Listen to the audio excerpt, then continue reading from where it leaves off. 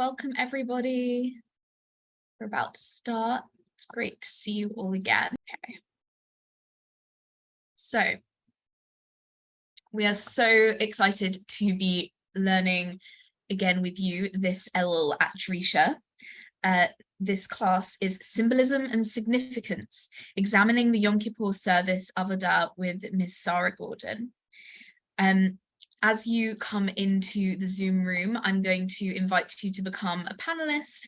If you accept, it just means that you can turn on your camera if you wish, so we can see your lovely smiling faces. And when Ms. Gordon invites questions and comments, you can turn on your microphone and ask if you wish. When you're not speaking, we just ask that you keep yourself on mute. It minimizes the background noise so that we can all hear each other.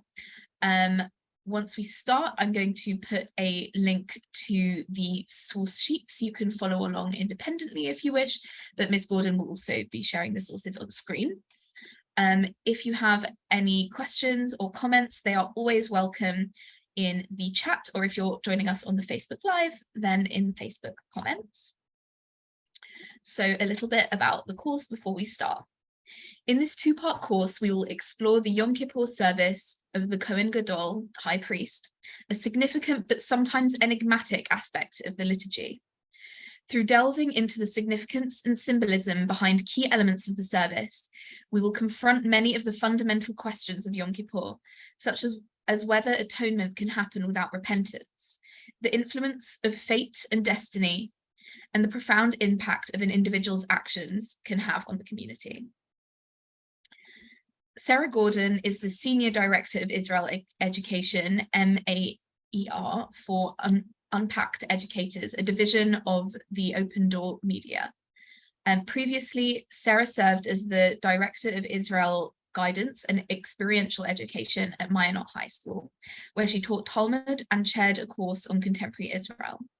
Sarah holds a dual master's degree in Jewish education and modern Jewish history from Yeshiva University, where she's currently pursuing her ED doctorate as a Wexner Fellow and sorry, thank you. No, all good.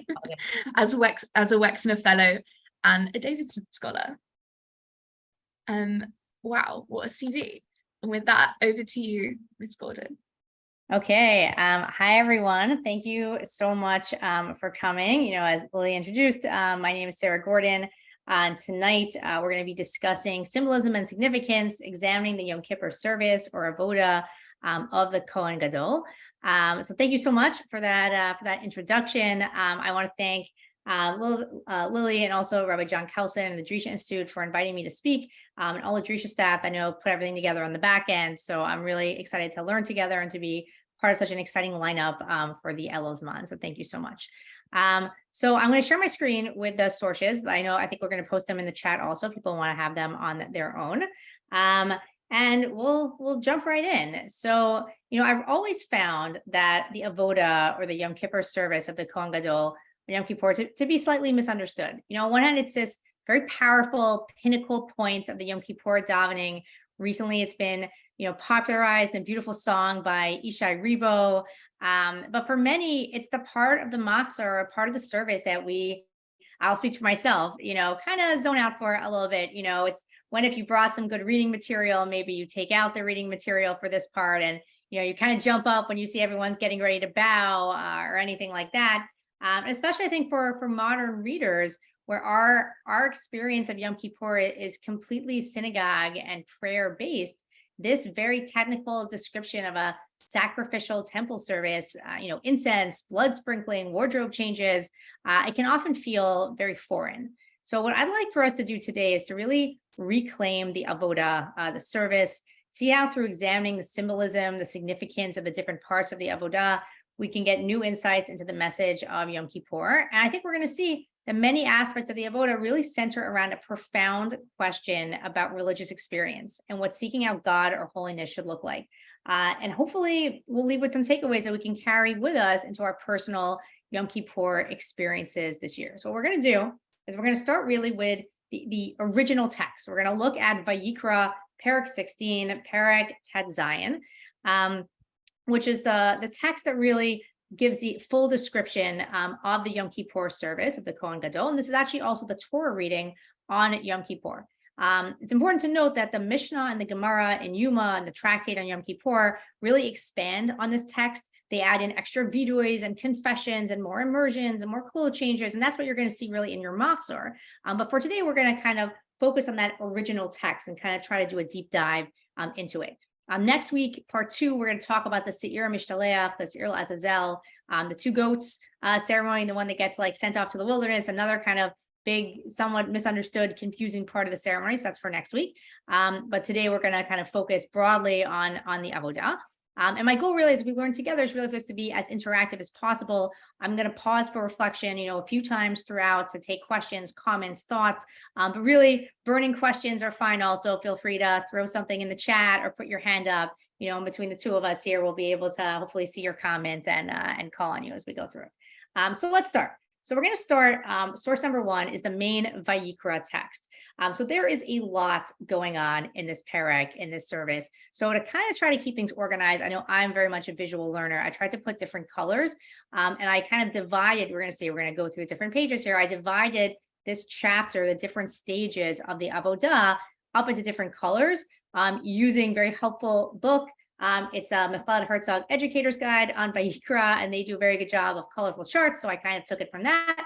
And we're going to go through, we'll read through this now. And I want you to keep in mind as we read through it, and I'll give like a description, what are any questions, observations, insights that arise from this text as we read through it together. And just one final piece of information, it's important to note that this text really only describes the kind of unique aspects of the service of Yom Kippur, like what the Kohen Gadol was doing on Yom Kippur that he wasn't doing on any other day, but his day actually started earlier than this. So even though it's not mentioned here, he was still in the morning doing the regular daily offerings, the regular Korban Tamid in his fancy regular gold clothes before, he switches to the Yom Kippur service. And also not included in this is part of the kind of closing ceremonies, the Musaf offerings, the extra, additional offerings, which are really described in Sefer Bamidbar for Yom Kippur, which come up later as well. But this is kind of like what's unique to Yom Kippur. So with that, let's jump in. So I'm going to read in the Hebrew, but I'll translate as I go along, but you can follow along in either the Hebrew or the English. So we're starting here, source number 1, the introduction. And I want us again to keep in mind also how this chapter is kind of framed and introduced. So it starts off, here's our introduction. By Deber Hashem el Moshe acharei mot shnei bnei Aaron b'kirvatam lifnei Hashem vayemotu. So God speaks to Moshe after the death of Aaron's 2 sons who died when they drew too close to the presence of Hashem. Here talking about Nadav and Avihu, Aaron's sons who died a few chapters earlier when they brought a foreign fire right into the Mishkan on the 8th-day dedication ceremony. We're going to speak about that a little bit later today, don't worry. So that's kind of like the framing for that. Vayomer Hashem al Moshe, and God says to Moshe, Deber Aaron achicha, tell Aaron your brother, Al yavo b'chol eit el hakodesh. Do not come whenever you want into the kodesh, into the sanctuary. Beitel parochet, before, behind the curtain, el pnei hakaporet asher al ha'aron v'lo yamut. He's not to really go whenever he wants to cross the partition. That was the curtain that separated the final stage before the Kodesh HaKadoshim, the inner shrine in which you had the Aron, the ark, and the Kaporet, which is the gold cover with the 2 kind of cherubim, right? The angels kind of over it, which was the place from which God's voice or God's word would emanate. Inappropriate for humans to ever kind of see that directly. That's why you always have the partition. And Aaron is not to go there, without whatever he wants. So when can he go through? He can go through, we're going to see with this following ceremony, as long as there's a cloud. And the Mefarshim, the commentators see this as kind of the cloud Aaron will create himself through the incense, and along with some other sacrifices as well. So that's kind of our intro. It continues on, and this next section we're going to do in blue, where before the actual purification or atonement purification ceremony actually takes place, there's a lot of prep that Aaron has to do that's part of the service. So what is the preparation? The first step really of this preparation is the clothing. So it starts off, but I just want to mention actually before we start this, that it's interesting, Yom Kippur has not been mentioned once yet. So that's just one thing to keep in mind. So let's jump to the hakanot, to the preparation, pasuk 4, pasuk dalet. So the first thing is the clothes. For this, Aaron is wearing special clothes. He's not wearing his fancy gold clothes. He is wearing the ketonet bad. He is wearing linen, white clothes for this actual service. So that's the first part over here. And then we'll skip down a few psukim to pasuk bav. And Aaron has to set up different korbanot. So what is the first korban that's happening? V'yikriv Aaron et par hachatat asher lo v'kiper ba'ado u'ba'ad beito. So Aaron first has to bring atonement for himself and his family. He's going to bring a bull as a sin offering, as a chatat. And that's kind of the first aspect, the first korban that he is setting up this idea, right? You need atonement for yourself before you ask for atonement for other people. And we'll keep going. Pasuk Zayin. We're actually, this is more for next week. But the next thing Aaron has to do is he's set up his atonement for himself, his family. Now he has to atone for the Jewish people. So that is going to be the double goats, the two goats, who are going to be the seirs here. Let's read the first pasuk Zayin. He's going to take the two goats and stand them before Hashem. There's going to be a lottery. One will be chosen for God, and one will be chosen for Azazel. It's kind of a mix, which one's a better fate. Azazel gets taken to the desert and kind of tossed off a cliff, and the one for God gets burned up in an offering. So stay tuned for next week. We'll do a deep dive in that. But the ultimate kind of side for this is that, like, now these korbanot atone for the people. So Aaron's atoned for himself. Now he's going to atone for the people. Jump down to pasuk 11, pasuk Yud Aleph. And now, interestingly enough, it actually repeats about Aaron's korban. And says, "V'kriv Aaron et para chatat asher lo v'kiper bado ba'ad beito v'shachat et para chatat." He then still takes that bull to make atonement for himself and his household, and he slaughters it. So the rabbis actually jump in here, because big question: why are we repeating this in pasuk 11? Scroll back up. We just spoke about this in pasuk 6, and they add here a second confession, a second vidoy. And you might remember this from the text of the Machzor. This is one of the places where the rabbis kind of expand on the text. And they say at the first part, Aaron atoned for himself and his family. And now he's atoning for kind of the greater tribe of all of the Kohanim, basically. You might remember some of the texts, Ana Hashem, chatati lefanecha, ani ubeiti, uvnei Aaron am kodshecha, I've sinned before you, God, me and my family, and all of the sons of Aaron, all of the Kohanim, and, leans his hands on it. So another place where the rabbis kind of expand on this text that we see in the Machzor. So now he's done the sacrifice. So he's done the change of clothes. He's done sacrifice for him. The two kind of goats have been taken care of atonement for the people. And the final stage of preparation before the actual atonement is the ketoret, is the incense service. And it's interesting here that most scholars or most commentators really don't see the ketoret, the offering of the incense, as like an intrinsic, part of the service. It's more as something that allows Aaron to go into the Kodesh HaKadoshim, to go into the inner sanctuary, to then do the atonement, to then kind of allow for the atonement to take place. And here again, Aaron takes the he takes the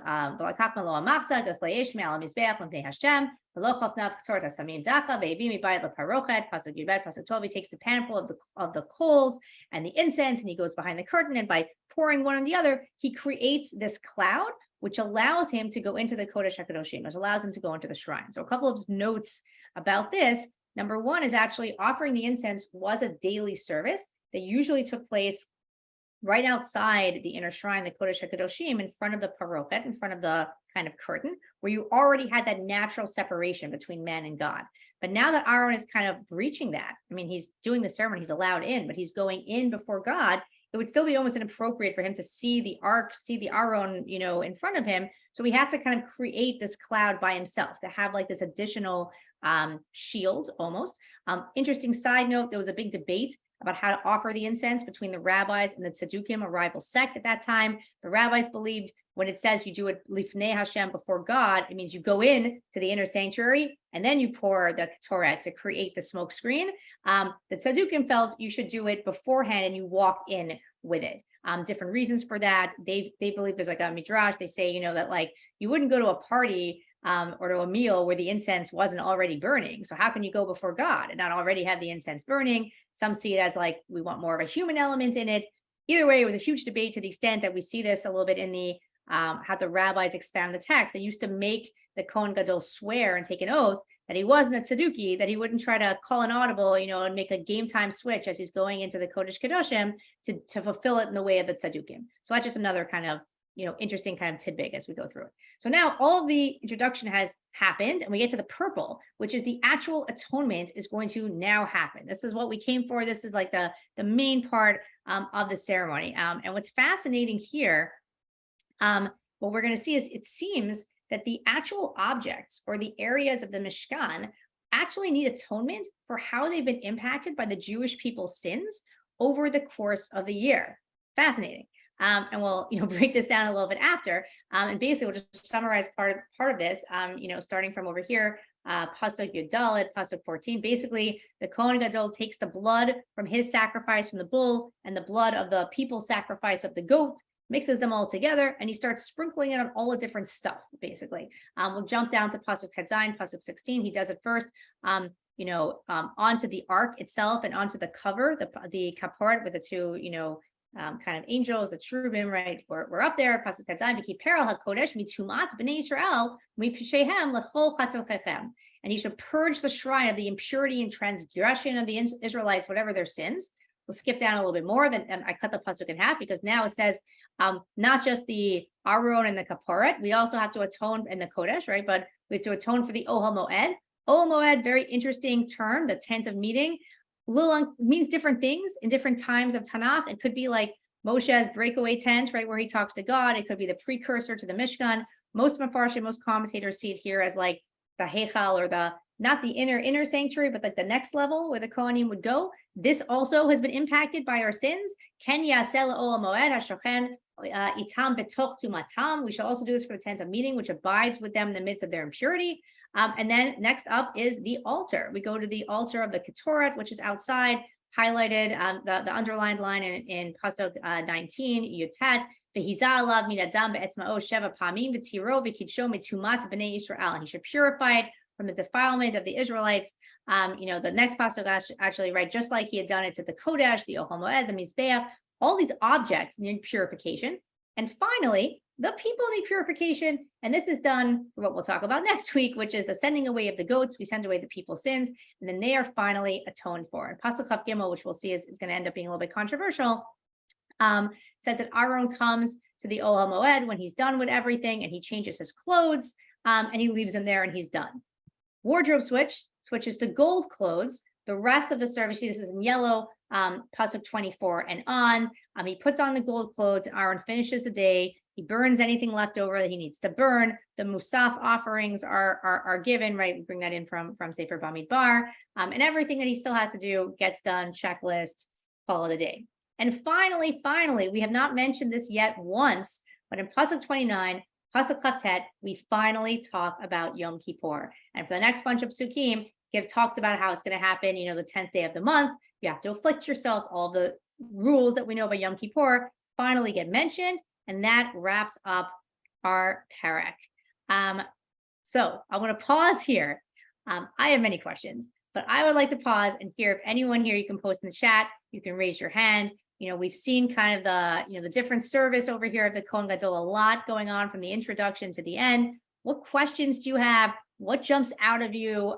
What have you observed? If you want to throw things in the chat, I'd love to hear, and then I'll share some observations as well. I spent a lot of time as a high school teacher, so I know I'm very comfortable with wait time. So I'm happy to wait till, we can give people some time to reflect. But if you don't want to, unmute yourself, you can definitely post in the chat as well.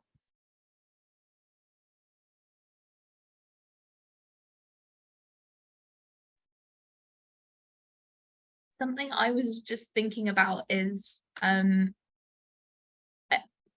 although like today, like Judaism seems kind of really class egalitarian, there was like such a social strata with the Kohanim and the Levim in Yisrael during this time with the Beit HaMikdash, and there's something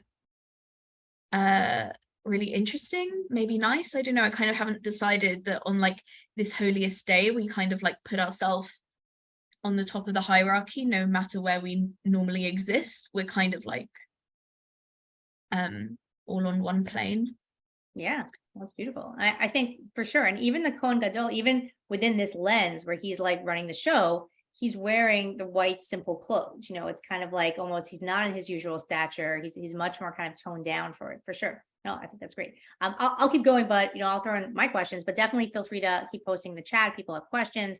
So a couple of questions I'll throw out. First of all, does this even happen is this only about Yom Kippur?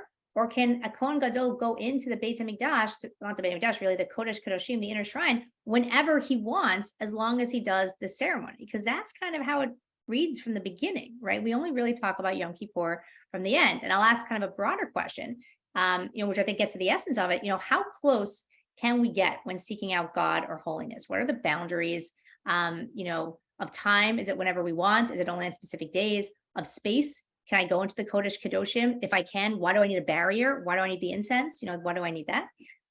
Another question, what's the significance of connecting this to the death of Nadav and Abihu? What's the role of the Ketoret, right, the incense, and the entire service of sprinkling of blood? Like, are we atoning for people, objects? Why do objects need atonement? They're not, sentient beings. Where does that come from? And finally, how can we connect to all of this today when our Yom Kippur experience looks so radically different? So we're going to try next 40 minutes or so to answer as many of these as we can. And feel free to jump in with comments. We just have one coming in on the chat right now. Great. Do any Mefarshim comment on the opening with the mention of Nadav and Abihu's death? Tuned in 5 minutes. We're going to talk about that. That's going to be our first. I'm going to give one more intro and then we're going to talk about that. So don't worry. And I'm curious, I'll throw the question back at you. Why? Well, Paul, I'll let you think about it for a few minutes, but I'd love to hear also why you think, like it connects it back to Nadav and Abihu also. So great question. Okay, so one just technical thing I wanted to point out, because I think it's interesting and it builds on one of these questions. I'm going to jump back up for this, was this verse over here, the last verse of the actual atonement ceremony, Pasuk Kaf Gimel, Pasuk 23. I spoke before about how it's a little bit controversial or bothered, like the rabbis are really bothered by it. So what's interesting here is after the Kohen Gadol finishes everything he's doing, blood's on everything, he's atoned for everything, he goes back to the Kodesh Kodoshim, right? Uba Aaron el Ohel Moed, upashat et bigdei habad asher lavash bevo'o el hakodesh ve'nicham sham. And he takes off the white clothes and leaves them there. And then assumably goes on with his day in his gold clothes to finish off the service. So the rabbis are really bothered by this. And I'm going to skip to the sources over here. We'll actually pause for 1 second before we talk about why they're bothered. The order, just in case anyone wanted like a visual chart, according to the shot or the simple reading of the chapter that we just read is, there's 3 wardrobe changes. The Kohen Gadol wears gold for the morning stuff, white clothes for the entire, prep and purification. And then he returns to the Kodesh, highlighted in yellow, to change his clothes. And then he finishes off everything else in gold. The rabbis switch the whole order because they're so bothered by that pasuk. And we'll look at source number 3 for that, the Gemara and Yoma. The rabbis basically say, how could it be that, half an hour earlier, probably a few hours earlier, right? Many hours earlier, the Kohen Gadol could only enter the inner sanctuary with this whole ceremony and the incense and everything like that. And now at the end, he can waltz back in to kind of just change his clothes and then leave. It seems disrespectful. It seems inappropriate, not conducive to the awe of this place. So the rabbis basically add in a reason for why the Kohen Gadol goes back. And you see this basically source number 3. I'll just read the highlighted part. Why does he go back in? It can't just be to change his clothes. That would be, super disrespectful. He goes in to get the spoon and the incense plate that he had left there before and bring it out. And the rabbis are more comfortable if there's a reason why he's going in. But not just that, they then flip the order, which is interesting. And they say, Shekola Parsha Kula Nimral HaSeder Chutz Pasuk Zeh. Every single thing that you read in this chapter happened chronologically correct, except for that one verse. And the rabbis flip it. And they basically put verse 23 after verse 24. I'll just scroll up so you can see what that looks like. And basically say the Kohen Gadol finishes everything, changes into gold clothes, does everything, does a lot of the other stuff, then goes back to white clothes and goes in to get the spoon and the plate, and then finishes off his day. And I'll go back just to a chart if that was a little bit confusing because there's a lot going on there. Here's the updated order, where they basically kind of add in, they switch the order, add the reason, and add in kind of this extra wardrobe change. And I wanted to share this, before we talk about Nadav and Avihu, just for a couple of reasons. One is that I want us to be cognizant when we're in Shul and Yom Kippur, and we're in synagogue, of the differences between the Shat, the simple reading of the text, and the Machzor. And this is a big change the rabbis do. We'll talk about it outside, but in source number 5, the rabbis go on for many pages in the Gemara to look for like a proof text for this, but they believe there should be 5 immersions, 5 wardrobe changes on Yom Kippur, and they kind of expand the service, even though the simple reading of the text only has 3. And the rabbis would say that the simple reading of the text only has 3 because it was more expedient to just have the Torah talk about anything the Kohen Gadol did wearing white, put that in the same section. But really, that's not the order because there were 5 switches, right? But it's interesting, I think, for us to see first how the rabbis diverge a little bit from the text when they want to kind of add extra things in.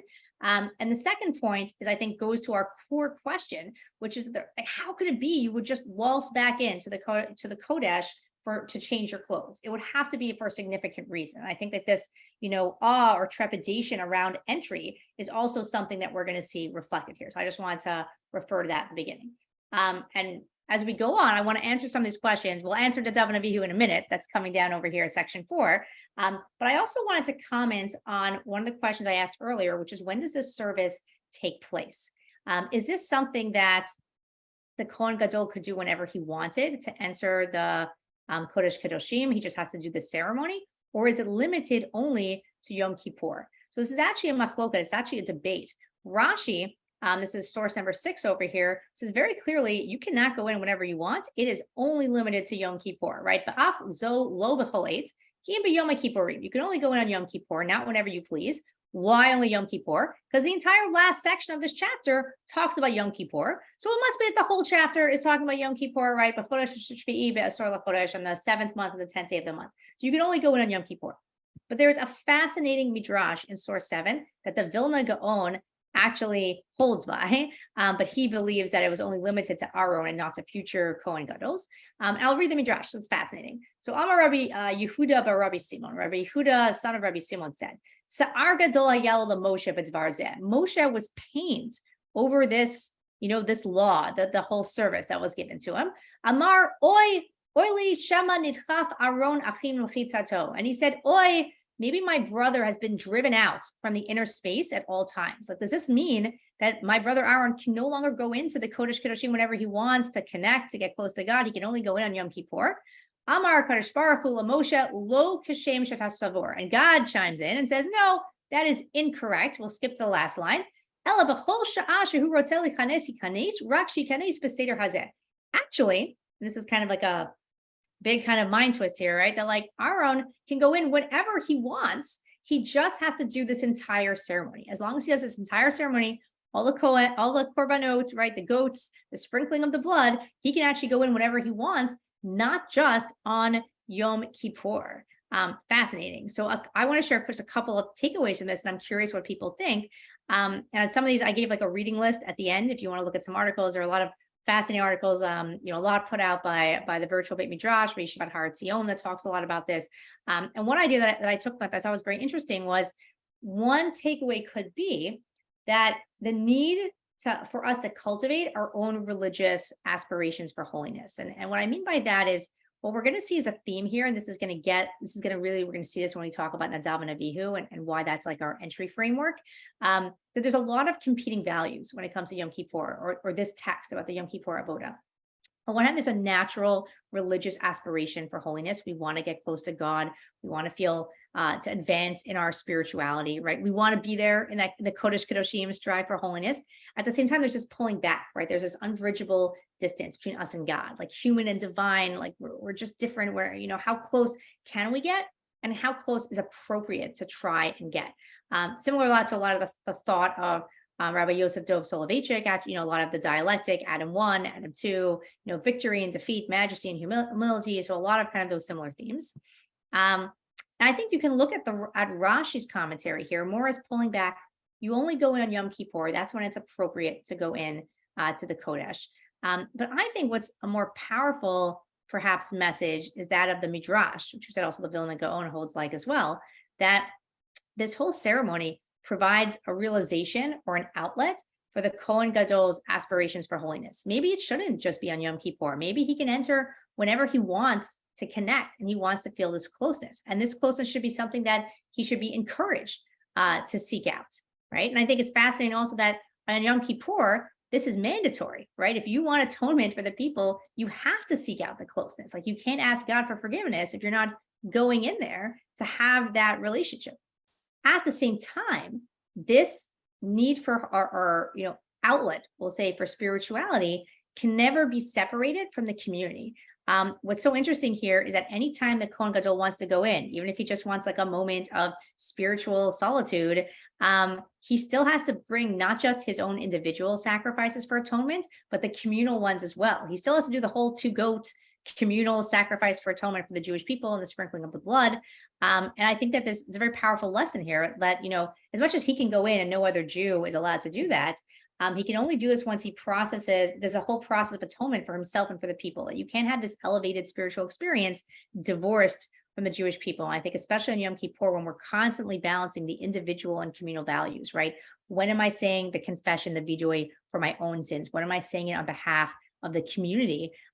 Remember this lesson that like our kind of spiritual aspirations always should come with the community in mind as well, right? Like, we're not just asking for forgiveness for ourselves, but tislach lechol adat b'nei Yisrael. We want God to forgive the entire Jewish people. So I think just a really interesting framework of how we see this through this debate. So I'm curious, I know we'll get to Nadav and Avihu in a minute, but I'm curious just to pause here if anyone has thoughts on that. Like, does it change our view of the service of Yom Kippur if this could theoretically be done by the Kohen Gadol of any day of the year? So I see some comments now that I have my chat up, right? Risks are too high to allow Kohen to go in whenever he wants. Only Moshe could do this. Interesting. I don't know if you mean Aaron in the sense, but meaning that, a little bit more limited, right? Like, there's danger here. And we'll see it with Nadav and Avihu, right? Maybe we need to control who's going in and when they're going in, for sure. If anyone else has thoughts, I'm curious to hear. We'll give people a minute if other people have any thoughts. Otherwise, I think this is a good segue to talk a little bit about Nadav and Avihu. Now, I'm just going to jump back up to the beginning of the source sheet for 1 second over here. At the opening line, I see another comment, and I'll see it over here. Interesting, right? And it's interesting, right? Kind of as you're commenting here, that it's almost the individual, where there is that focus that not so many people are involved, right, in everything that's going on, right? And where exactly do we see, as much as individuals, we still have these individuals working on behalf of the group, for sure. But it is interesting, right, that like it was a little more of a spectator sport, right? What was going on Yom Kippur, right? It was like the individuals doing everything for the group. Not everyone was having that experience, kind of as I think you shared at the beginning, right? A little bit more of the individual focus, for sure.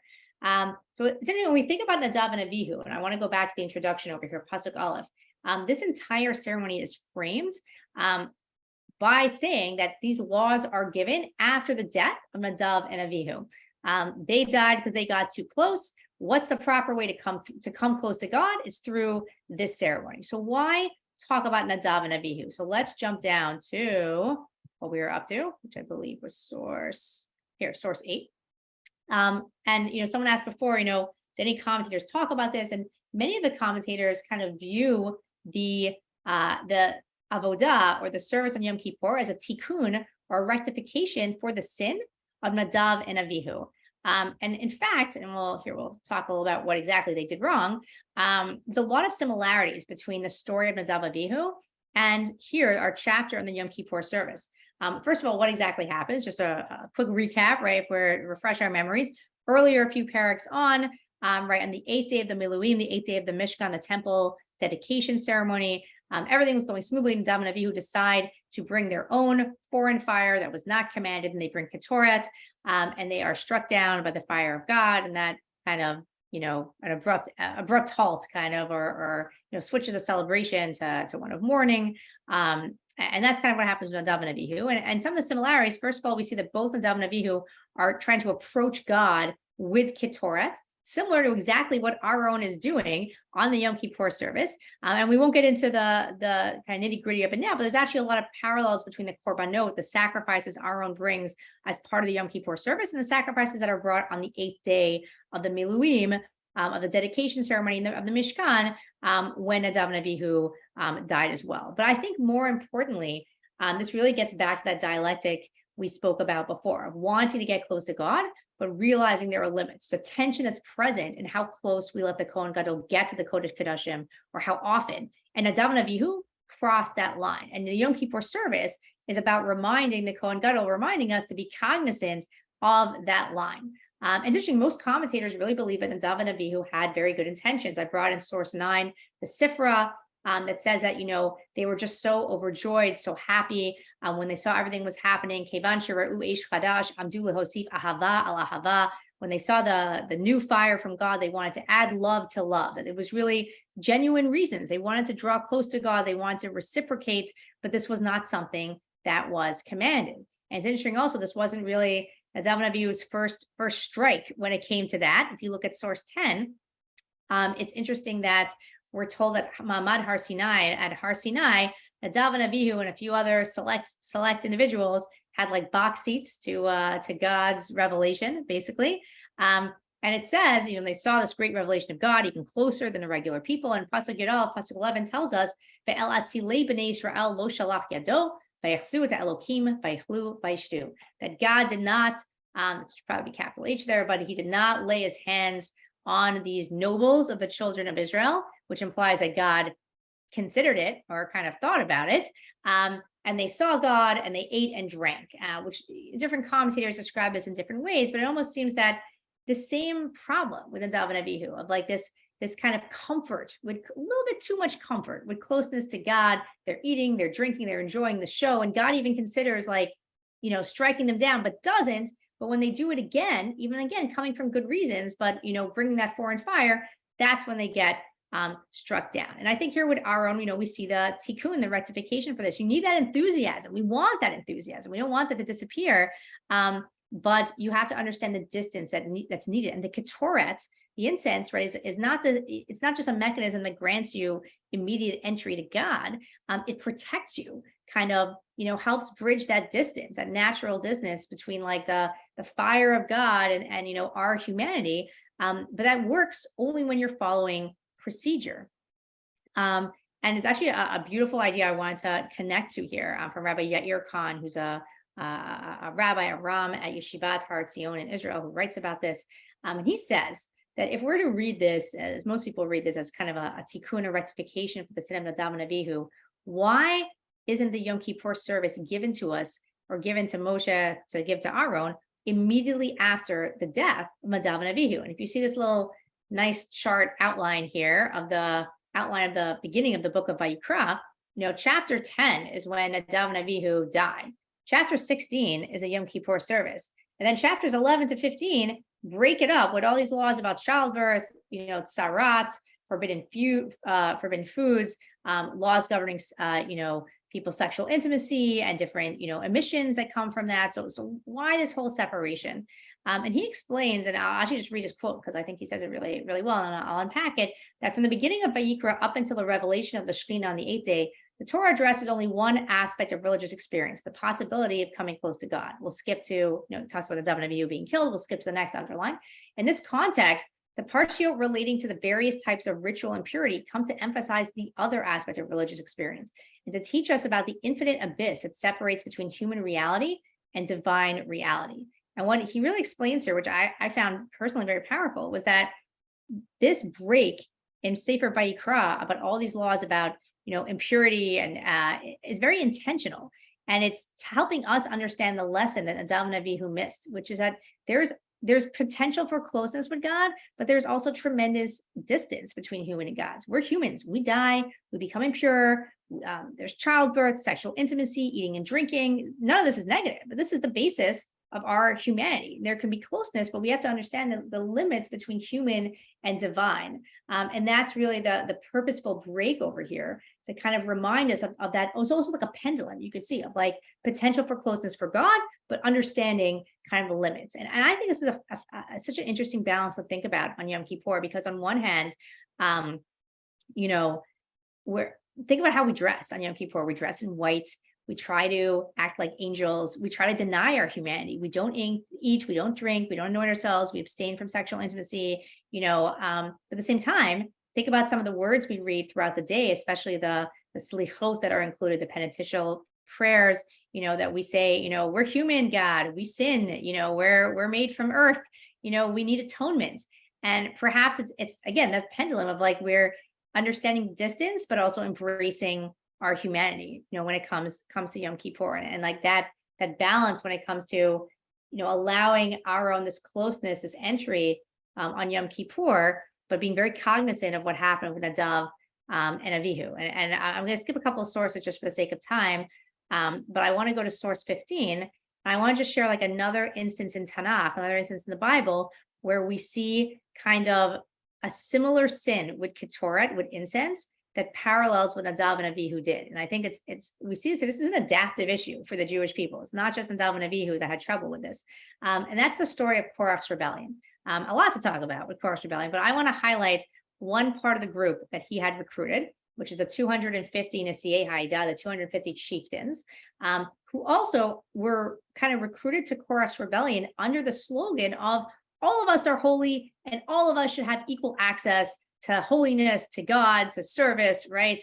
Kikol Haida Kulam Kidoshim and Pasuk Gimel, Pasuk 3, like for all the community is holy. And Moshe's reaction to this kind of, pushback, this rebellion of wanting this closeness is, okay, what's the showdown going to be? Pasuk Vav, Zotasu kulachem machtot korach v'kol adato, v'tnu bahem ish v'simu aleim ketoret lifnei Hashem machar, v'ya ish asher yivchar Hashem hu hakadosh. We'll cut off there. Pasuk 6 and 7, right? Go take fire pans, take ketoret, take the incense, right? You're going to put incense in them tomorrow before God, and whoever's left standing, whoever God chooses, that's the person who will be chosen to serve. And if you remember the ending, doesn't end well for those 250 Nesiei Haida. Fire comes out from God and consumes the 250 ones who are bringing Ketoret. Interesting shir for another time to parallel the story of Nadav and Avihu directly to this story. Like, didn't they know what happened to Nadav and Avihu? Why are they doing this? Why did they agree to this deal, to this kind of showdown? Fascinating kind of approaches to that. But here I think we see the same idea that Ketoret isn't this like natural protection. It works if you're following the rules. And I think that's kind of like the message here. Like there's like appropriate ways to approach God to channel, that the access to holiness, but it has to be done kind of in the right way. And here too, right? They brought the 250 brought a foreign fire, and they're killed the same way as Nadav and Avihu. And what's so interesting here is how the story continues. So in source 17, the Jewish people are not happy with how this ended, even though they weren't really part of the technical rebellion. And they kind of clamor against Moshe and Aaron and say, Pasuk Vav, Pasuk 6, Atem hemitem et am Hashem, you killed you came and killed all of these great Jewish people, through this showdown. God is not very happy, and a plague starts. And interesting, Pasuk Yud Aleph, Pasuk 11, Vayomer Moshe el Aaron, Kacha tamachzeh v'ten aleh eish ma'al mizbeach v'sim ketoret. And the way to end the plague, I'll summarize this. You can look, Psukim 11 through 13.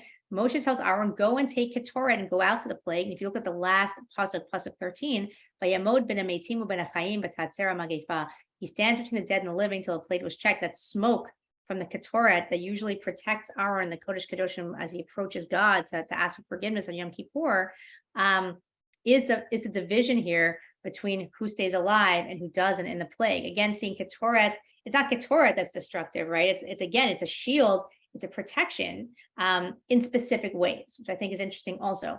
But the tragic part is finally source 18. People don't get the lesson. And the last kind of line we have here, Pasuk Chafet, Pasuk 28, is the people basically say to Moshe, we're lost. Kol hakarev el mishkan Hashem yamut, haim tamnu ligvoa.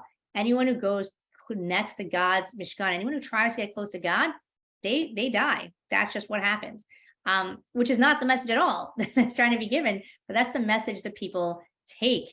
And I think here also, just like a very kind of hard or kind of sad ending to that narrative that, can we ever get close without dying? Perhaps the answer is yes, Parak 16, right? This is the way, this is the channel, this is how to go through proper time, proper space this is when people can get close to God through these channels.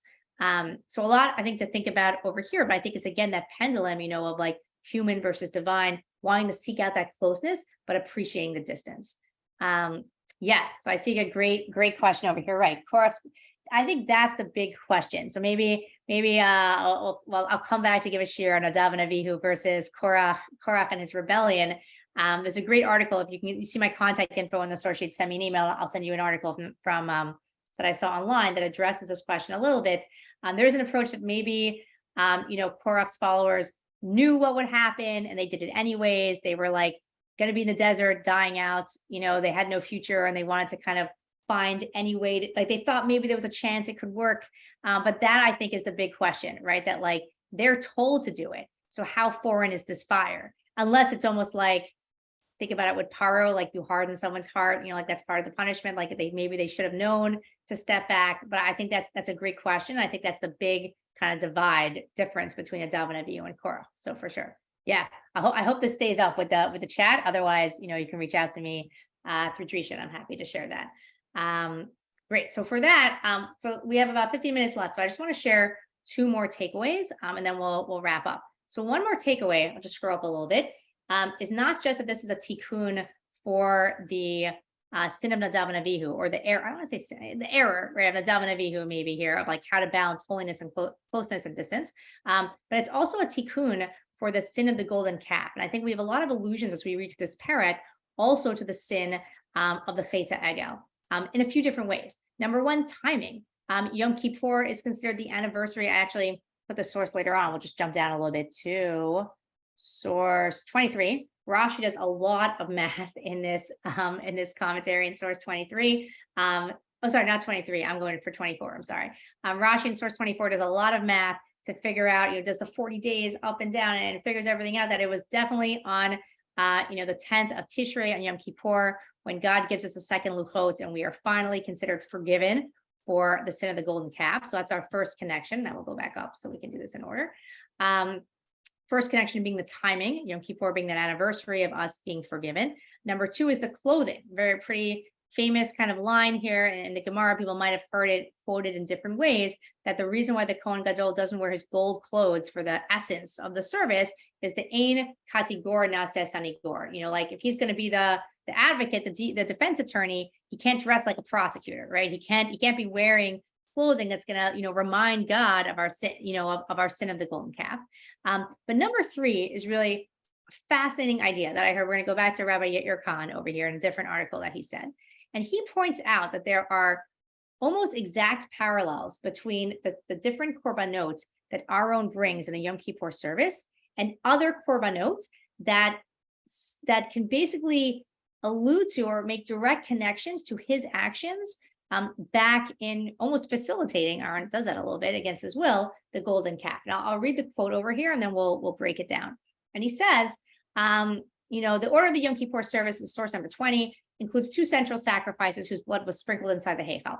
An ox brought as the Kohen Gadol's sin offering, that was the par ben bakar, and the goat that serves as a nation's sin offering. That's the goat that doesn't go to the wilderness, but the seir that's completely burned. It would seem that at their roots, these sacrifices are meant to atone for the sin of the golden calf. ... Next underline, the only other sacrificial goat that is burnt in its entirety is the sin offering brought when the nation transgresses with regard to idolatry. Interesting, right? The only other seir that we burn totally, just like the seir la Hashem, is one that the Jewish people bring when they're trying to atone for doing Avodah Zarah. Sounds very familiar. Obviously big debate. What exactly was happening to the golden calf? Was it actually idolatry? Was it not? But we'll go with like the general sense of idolatry here. There's definitely a connection. Continue on a little bit, ... And the only other individual sacrifice that's entirely burnt is the sin offering brought by the Kohen Gadol when he commits an inadvertent violation. Also super interesting that the Par Kohen HaMashiach, and I'll show you kind of the source in a second, when the Kohen Gadol makes a bad judgment call that leads to the Jewish people sinning, he brings a Par Ben Bakar that's completely burnt. Very almost exact to the Korban that he brings as part of the Yom Kippur service. Think about, Aaron's role in, being part of the sin of the golden calf, even though he was trying to delay and he was trying to, hey, you get the drill, do this. He's trying to delay. He doesn't want the people to do it.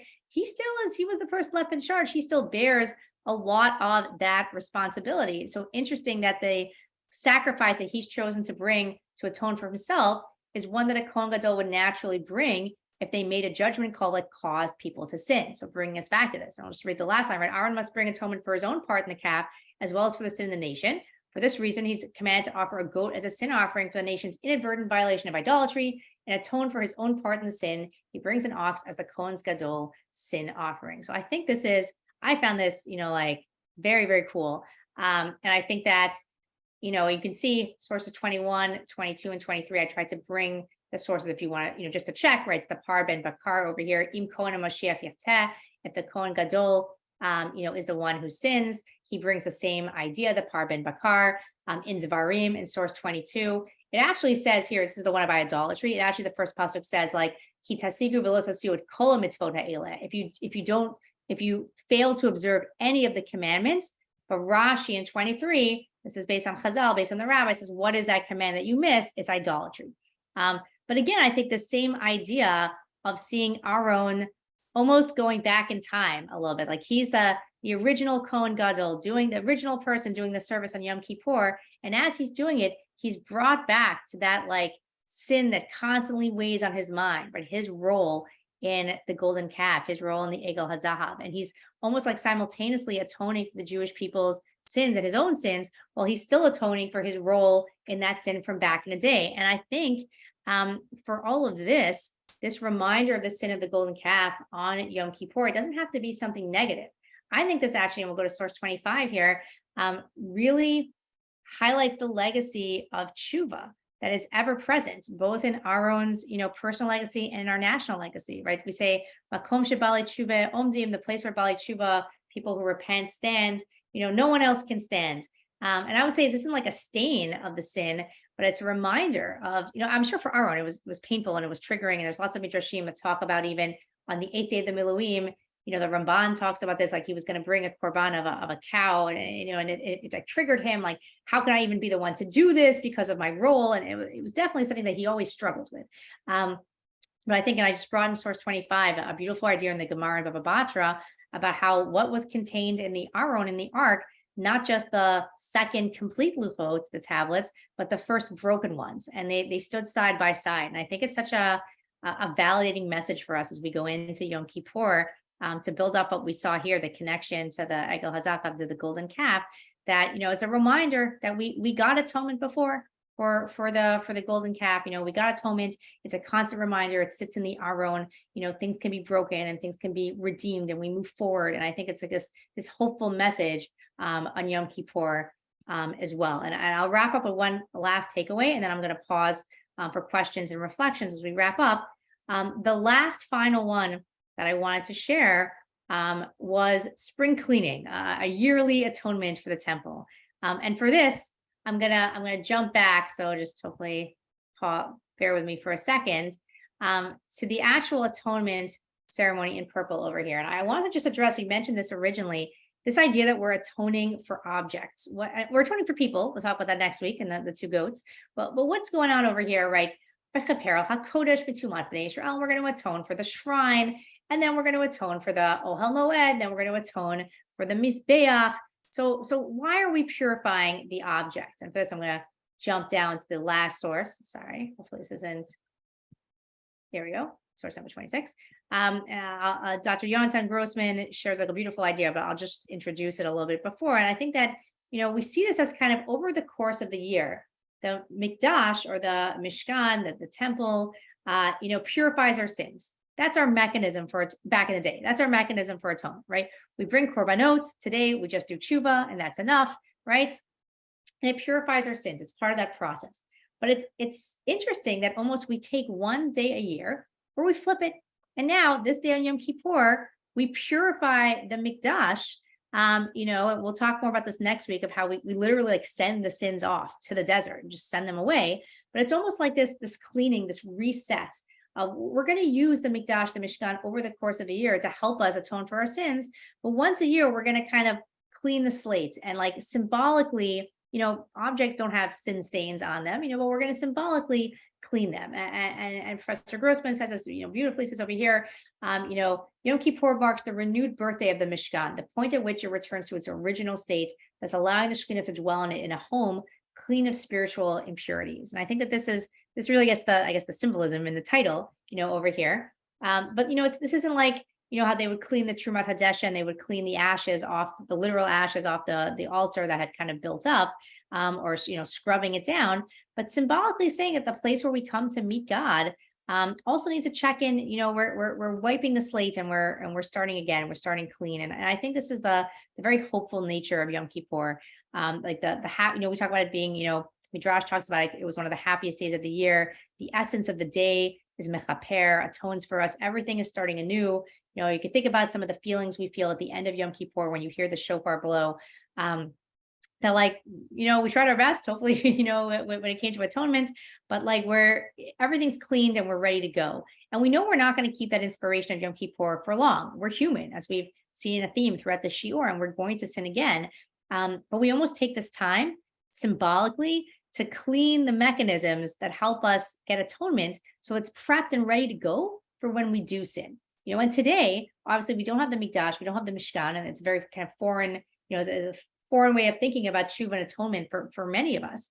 But I think, as Rabbi Akiva says, lifnei mi atem mitaharim, before whom do you come? Are you atoned? Before Hashem. That today we might not have the temple and the sacrifices, but God is the one who atones for us. It's the essence of Yom Kippur. And I think the theme here in this last point is like that hope. We clean the mechanism so that we're ready for next time that we sin, knowing that it will happen and knowing that we can move forward from that. And I think just to summarize what we spoke about today, and then I'd love to hear thoughts, reactions, kind of questions. We spoke about that essential religious question: how appropriate is it to get close to God? Or how close is appropriate to get to God? And we spoke about that debate. Maybe the Kohen Gadol could go in whenever he wanted versus just on Yom Kippur. Showing how we want to give that outlet to the Kohen for spiritual connection, but it can't come in a silo. If he wants that spiritual connection, and people pointed out in chat, Yom Kippur seems to be a very individual, there's a few individuals doing a lot of stuff and not many other people, but if he wants that individual closeness, he still has to be doing not just his individual sacrifices, but atoning for the people. It's always the individual and the community tied together. Then we spoke about the Nadav and Avihu connection, the rectification of the sin of Nadav and Avihu, that balance between getting close to God, seeking that out, but recognizing our humanity. We saw Ketoret, incense, as a means of, it helps protect you so you can go and see God and get close, that necessary partition.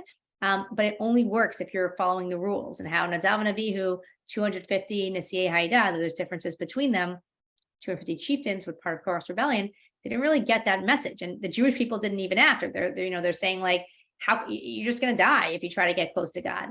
And kind of the Yom Kippur as being, no, there's a mechanism, there's a system, follow it. And that's how we get close to God. Finally, we spoke about, Yom Kippur as a tikkun for Chet HaEgel, for the sin of the golden calf, through the anniversary of the day we got atonement for it. We don't wear gold clothes.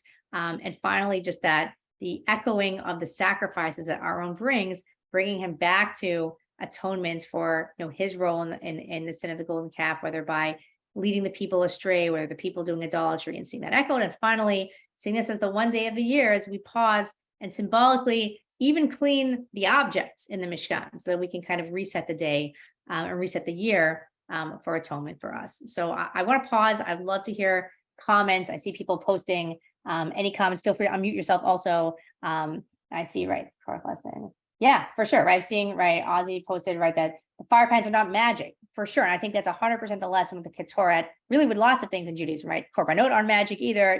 God doesn't want our korbanot, that the rituals are there to get us to a different place. They have to be with the right kavanah, for sure. Yeah. And the quote, right, as the Gemara tells us, right, what happened in Second Temple times, for sure. Anyone else has comments or points? I'd love to see them. Otherwise, here's some extra reading over here, further reading. And my email's at the beginning. I'll just post it up here, sygordon@gmail. So feel free to send me, an email. I'm happy to share a source sheet or some following articles. And thank you so much to everyone who joined, who shared comments, to Drisha for inviting me. Next week, we're going to do a deep dive into the two goats, Seir la Azazel, Seir la Hashem. What is going on with this lottery and this kind of other very mysterious part of the ceremony. But with that, thank you so much. And I'll turn it back over to Lily. Wow. Thank you so, so much. What a great class. I feel like I'm, a little bit more ready for Yom Kippur. I can never say I'm ready, but Yeah. I feel so much more ready to approach it. And I'm really looking forward to seeing you all back here next week for part 2. Our Elulzman here at Drisha continues to be very busy with classes from Rabbi Silber, Rabbi John Kelson, Rabbi Nitzana, and many, many more. You can find out more information about all of those classes and register at 5783.drisha.org/Elul. And with that, see you next week. Thank you, everyone.